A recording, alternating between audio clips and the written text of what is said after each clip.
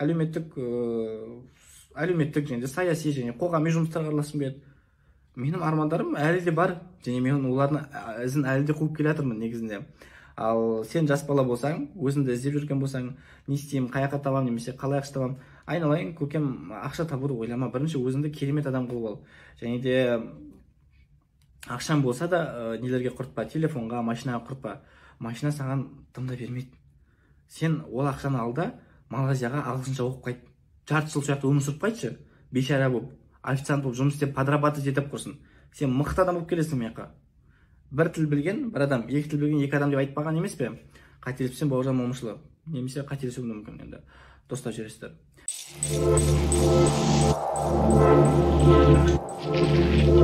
Мына қазақ халқын бір шынайы тәуелсіз, рухы тәуелсіз, идеясы тәуелсіз. Мен қазақпын, мен кешегі көк түріктердің тұқымымын, мен Еуропа мен Азияда өркениетті жаратқан және таратқан империяларды құрған. Мен ең ежелгі адамзаттың ең ескі мәдениетінің бүгінгі мұрагерімін деп сөйтіп тұратын қазақтарды мен жақсы көрем. Және біздің бүкіл ұрпағымыз осындай бүкіл Еуропаға да Америкаға да қасқайып тұрып, мен бүкіл Еуразияның жаңағы билеушісі болған елдің бүгінгі мұрагерімін. Менің халқым аз 20 миллионға жетер жетпеспін, бірақ мен бүкіл Еуропа Азияда тамыры ең терең жатқан халықпын. Менмін деп кеудесін керетін, сол осындай ұстаныммен өмір сүретін, демократиялы ел құратын, парламенттік республика құратын, әділ сайлау өткізетін, шынайы, шын мәніндегі нағыз ұлт үшін, қазақ үшін жақсы өмір сүретін және бүкіл халыққа өзінің барын арнайтын сондай жақсы қазақтарды тәрбиелесем, жетілдірсем деймін. Содан келе енді қазір мен жасым 21-де, көп елетін үйлерім бар. Инстаграмда талай рет документтерін көрсеттім, қалай сатып алатқанын көрсеттім. Көп жастарға мотивационный роликтер түсіремін негізінде. Және де тағы да айта кететін, ешқашанда бермеңіздер. Ешқашанда сізге жоқ, сенен түкті шықпайды десе де сіз оны тыңдамаңыздар. Сіз өз армандарыңыздың ауруы, өз армандарыңыздың нағыз фанаты, берілген адамы болыңыздар. Сол кезде сіздің арманыңыз сізді көктерге көтереді. Және үлкен жетістіктерге алып барады. Бұны ешқашан ұмытпаңыздар, бауырларым. Және де әр адамның фарты өзінің жасында келеді. Яғни кімісі 16-да болса, кімге 17-де, кімге 27-де келетін болады. Сол жерден ешқайда асықпаңыздар. Ешқашанда ақша табуға асықпаңыздар. Өздеріңізді мықты бір адам қылуға асықыңыздар. Өздеріңізді дамытуға асықыңыздар. Ешқашанда ақшаның артын қуаламаңыздар. Ақша сіздің артыңызды қуаласын. Немесе сіз өздеріңізді келістіретін болсаңыздар, яғни керемет бэкграундтармен, тәжірибелермен, потом ақшаның барлығы сізге жұмыс істейді. Және де ешқашанда бір мамандыққа түсіп, сол мамандық иесі боламын да, сол карьераны қуып кетіп, бір компанияға жұмыс істей беремін деп армандамаңыздар тоже. Яғни, мысал ретінде алайық ал, сен инженер болдың ал. Ең бірінші инженер бітіріп шықтың, соншама қиналып, көтіңді терлетіп оқып шықтың, және де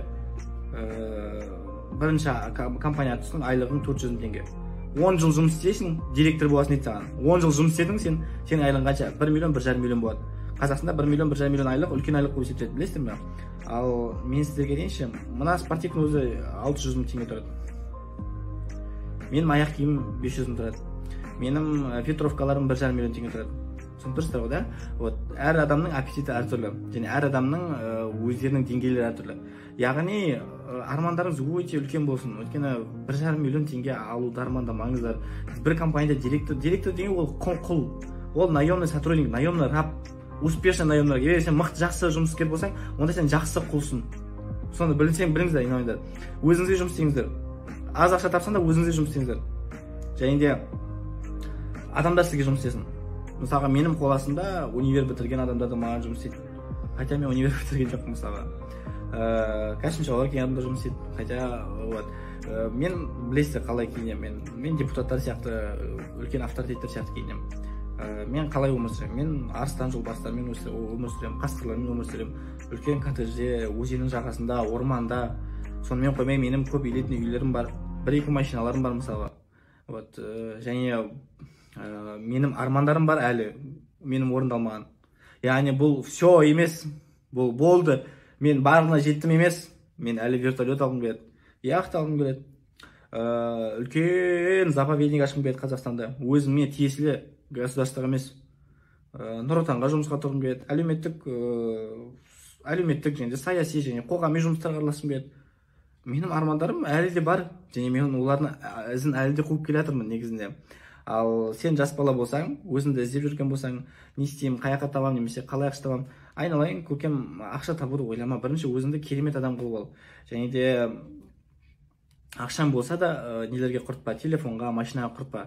Машина саған тымда бермейді. Сен ол ақшаны ал да Малайзияға ағылшынша оқып қайт.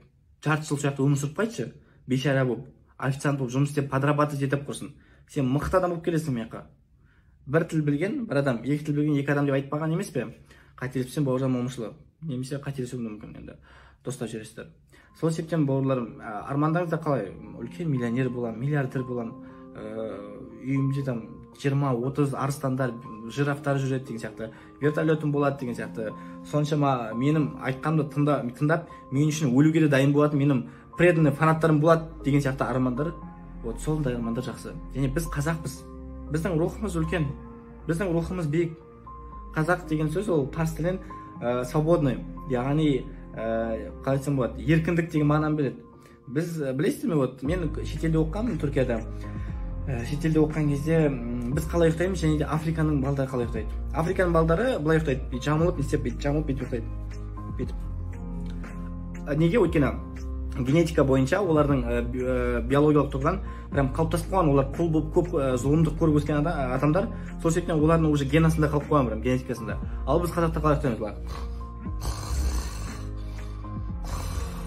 Өйткені біз табиғатымыздан арыстандай өмір сүріп, табиғатымыздан жолбарыстай, қасқырдай, бүркіттей қанатымызда самғап өскен адамдармыз.